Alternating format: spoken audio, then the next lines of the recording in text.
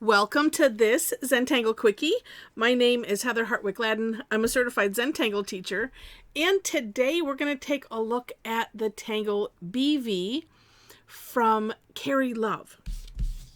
Okay, this is a neat and versatile and really lots of options tangle. Let's see, I'm going to put my two ideas into one tile, or so I think at the moment. Okay. It is not, usually I do this and it's a grid tangle. Well, no, sometimes I do this because I just don't feel like going out to the edge and all of that. And that's the case today. All right. This is a ribbon tangle or border tangle, or it could even be a fill-in. So what I'm going to do is I'm going to divide this in half this way. I think Linda Farmer called it a channel tangle, because if you want to do it as a border or something, you would just draw, you want to have these two lines, minus that. Okay. So we're just going to do one to start off with so I can show how it's done. All right. Now, I did have a smidge of trouble with the first part, but in the end, it all ends up looking just fine, so no worries. It's essentially like a zigzag. So I'm going to start on this center line right here, and we're going to work on this one. So, or you're kind of making wide triangles like that.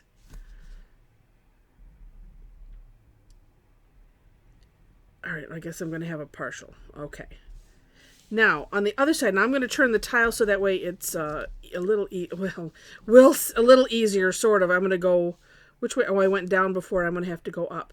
So here is the somewhat tricky part, is because you kind of want things to line up. And I just insist on eyeballing stuff. But if you go slow, and you could do, it's not like you have to do a zigzag all the way. Although, you know what? You totally could. And just make it very whimsical. That could be so fun. Oh, that's very tempting. All right, I'm not going to do it today.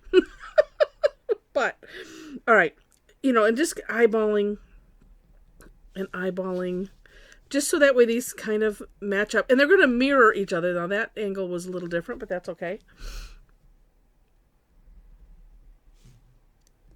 Yeah, so, whatever direction you start with, mirror the other one, so that way you have this, in out, matching. All right, then, and I think I will do it this direction. Okay. What we're going to do is we're going to extend these lines. Again, kind of more eyeballing. We're going to extend this. Use the takeoff and land concept. So tracing over this a little bit so you don't end up with a bump. I mean, you could, but it just makes such a nice difference. And so this is what I was doing, is just like, okay, well, let's see, that didn't quite match up. Oh, well, okay, there we go. Finally met up. And then we'll do that again. So all the way down. And like I said, just, go slow so that way, you're not overshooting, undershooting, all of that. And that's essentially it. All right. Have a night. No. And happy tangling. No, I'm not going to leave you like that. All right. Then it's up to you how you want to decorate it. So, and you know what? Let's just decorate this one, and then we'll do the second half, because maybe you just want to have a border, and I do like this. You can decorate it however you want, but I really liked in Kerry's sample, she just did these nice straight lines. But you could fill with just about anything. And if you don't like your straight lines going one direction, you could, and if you do them wiggly, then you could have use the cheesecloth pattern in there, or you could put it's whatever you want. And for whatever reason, I do like to start at the top and go to either side, or start in the middle and go to either side. The top, sometimes. Words, sometimes they're difficult. Like, where did I get that one from? Oh, because I was thinking, I don't know. And really, it's not the top of anything. It would be the bottom of this section, right? I don't know. Okay, and then we'll finish this because this, would normally continue out. Now, on my version of the step outs, I did a couple, let's see, what do I have? I have one, that will just look like this with some shading. And then another one with a different pattern. With the other one, I have lines going perpendicular. And it looks really neat. And then when you add the shading, it's really cool. And then the third one, I think I might do that one on here because I really, really liked it, how it turned out. Okay, so if you want, like I said, if you want to do it as a border or something, that's how you would do it, just one half. But you can use it as a fill-in, and then you would just continue this. So we have this go in this direction, so we'll mirror that, right? And same thing, just being careful and eyeballing it. Well, look at that. Sometimes. I'm here. It just further proves I'm here to show that anybody can do this. You need not have any art skill or even, drawing of straight line skill. It's all good. Even having them, meet up skill. You need no skills for Zentangle. Ooh, and I just thought of something else. I'm not going to do it, but it just occurred to me, when you have it this direction, as sloppy as it is, you could have these V's going the opposite direction. If you know what? Why don't I just do it? Let me just look at my thing. Okay, I think it will look cool. What do you say? All right. We're going to just go for it. Because it's fun.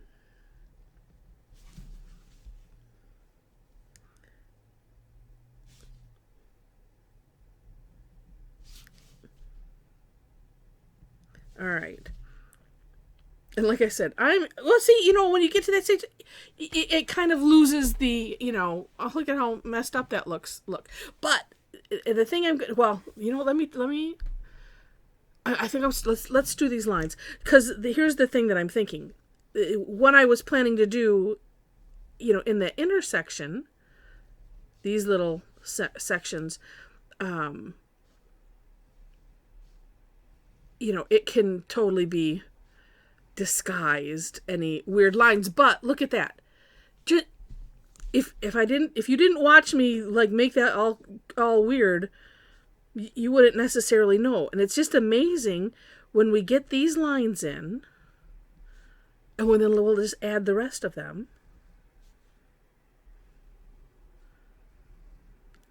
And two, if you do these kind of light, they don't need to be straight. And it's just so interesting how sometimes we just need to not worry about stuff. We just need to go, oh, well, that's like I try to do. Oh, well, that's interesting. Oh, let's see where we go from here. Alrighty. Blame it on your hand. Blame it on the pen. They both have their mind of their own, and sometimes they have arguments on the paper, and that it's just we can't help that. It just is what it is. Okay, and you really don't notice. Okay, and then if we just did shading, it would be even less noticeable. So, all right. So what I had fun with on my version of the step out was I did this because when you look at the For More Inspiration link, they did some really nice line work where, let me remember where the point was, or let me look actually. I think it was, going into here. So, from either side and having the lines all converge on those points. And that makes a really neat kind of puffy look. But I wanted to do something different. And, okay. So I'm just subdividing. And you could subdivide this. It depends on how big yours is. Because I really like doing something like this and then rounding. And as you can see, those little curve lines, that's rounding. And then you fill those in. And you could do like what I'm doing right now. Just go over the edge. Because, oh, you know what? I keep forgetting. There was this great tip on a tangle that we did fairly recently, and it was to use a smaller nib pen for this.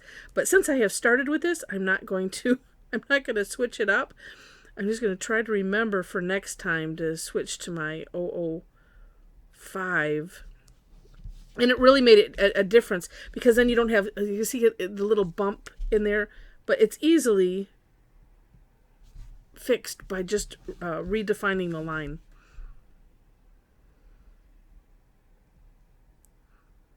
And for whatever reason, I like to make these so small. I guess because I want enough of this space here.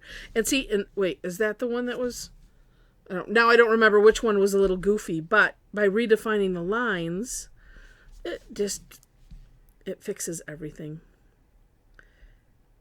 So then too, your decorating could be guided by, what you need. It's like, well, I really need to fix this or that.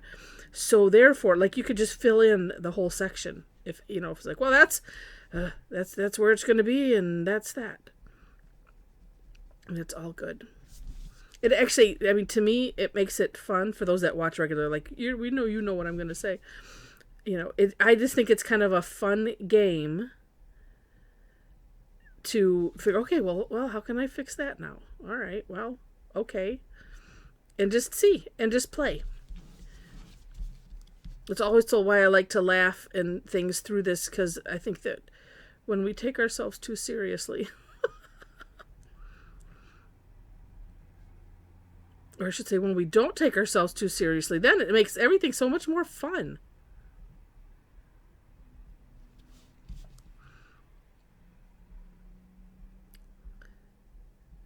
Because we're not aiming for any kind of perfection here. It is just having fun and exploring. Okay, so I have this. Will I fit? Well, sure I can. I can do whatever I want. There we go. And you can see already, I mean, it has a neat contrast, especially just because of the addition of the little bit, having the darker line, number one. And it's a neat contrast in shape. So, and then we'll get these sides done and do some amazing shading. Oh, my eyeballs are getting confused. I'm like, wait, where is that line going? Oh, yes. Okay, here we are. But this one, I mean, the sky's the limit. When the way that Kerry has the step out set, like I said, it's just that framework, the reticula, if you will, and up to you, whatever you want to do. And that's so much fun. But then at the same time, it's a lot of fun, but then too can be a little overwhelming, because it's like, oh no, now I have all these choices. I don't know what to do. I suffer with that quite a bit. All right, let's see. And if I have this, okay, there's going to be maybe one here. All right.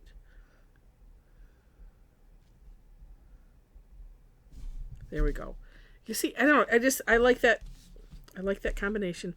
That's just me personally. Now, I was just thinking I should have paused it. But, instead of me pausing, because it's too late now because I'm almost done.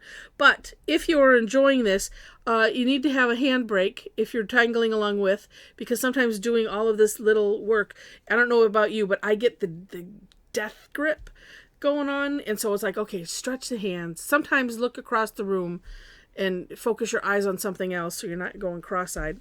And while you're stretching your hands, if you want to reach over to your mouse button, if you're enjoying this, and click like. Also, if you've not subscribed yet to the channel, would love to have you be a subscriber. So while you're clicking and stretching your hands in that way, feel free to also click on that. What do I feel? Okay, no, that's right. And then at the end, of course, feel free to leave comments, share, all of that kind of thing. I really do appreciate any and all of those activities, as from what I understand, it helps the algorithm. So it helps to, tell the YouTube computer, oh, share this with these, other people that like stuff like I like. I don't know. I appreciate it anyway. That way I know, oh, there's people out there watching. Oh, that's so fun. And we have some nice conversations going on in the comments. It's so funny. I'm a little bit behind as of this moment. I'm going to spend some time getting looking at those and stuff, because it's always so much fun. All right. Oh, let's see. I can do one. Is that what I did? Yeah, that's what I did here. So I better do one here. And then, of course, you know what comes next. Right. At least for me. Because I just have the need to make the line dot dots, even though I really only really have room for one. Okay, some of them are getting 1.5.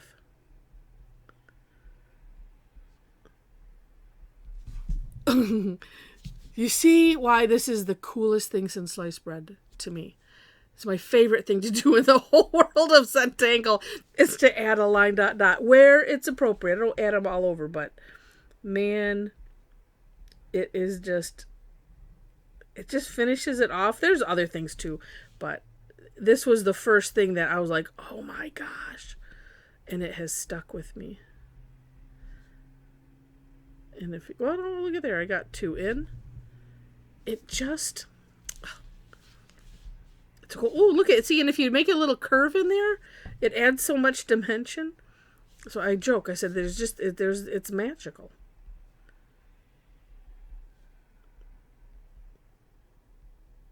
This too, I should be using a smaller nib, but oh well. All right, so as I finish these up before we get to the shading, the description section, make sure to take a look at the, especially the For More Inspiration link, just so you can, see the neat samples and stuff like that. And, oh gosh, I can barely fit anything in there. Well, let's see what I can fit. One dot. There we go. Okay. Now for some magical shading. All right. With my magical disappearing pencil. There, wait. There it is. Oh, no, it's not. There it is. This is why I can't find it. Because it's gotten so small. All right, so here's how I'm going to shade this one. Now, if I hadn't done such fanciness in between, I might take the shading all the way up here. But we're just going to do this tip.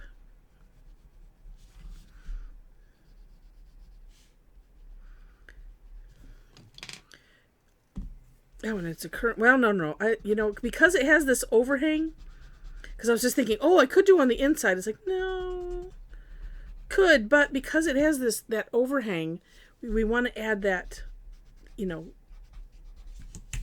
that dimension. And you know what? Could go over that. That's completely up to you. And then this side, same thing. Although in Zentangle, we don't worry about light source and all of that kind of stuff in general. There are some techniques and things, that if you want to have fun with, then yeah, you have to. Oh, but see, we can do it like that. Ooh, and if I do it like that, then I could, and I can make it a little darker on one side. But no, we don't worry about that.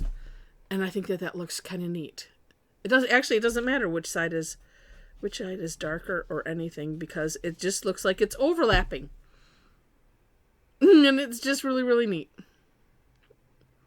What a cool tangle.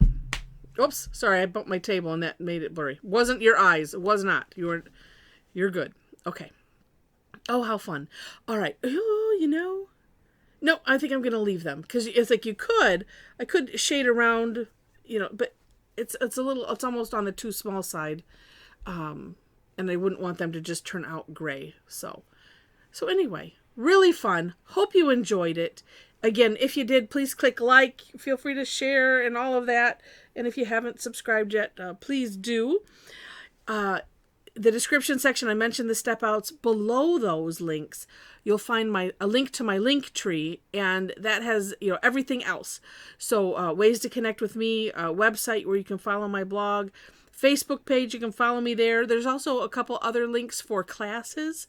I do post them on Facebook, but if you're not on Facebook, the other links there, Eventbrite and Meetup, are good places to follow the profile.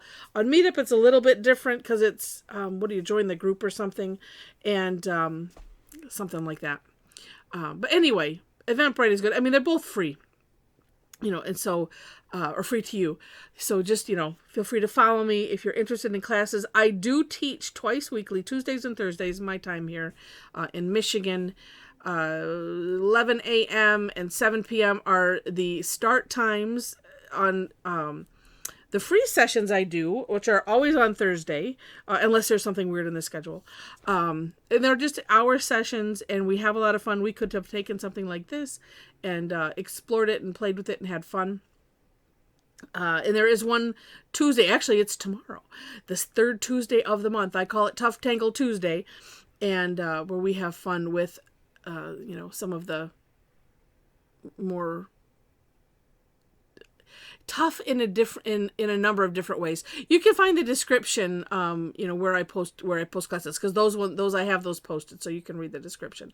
We still have a lot of fun. It doesn't matter. We just complain more during Tough Tangle Tuesday. But yeah, come and join us. I do have other classes that have a fee. I also have a subscription membership club if you are interested. All that information is on my link tree. And so with that, thank you so much for watching, and I wish you happy tangling.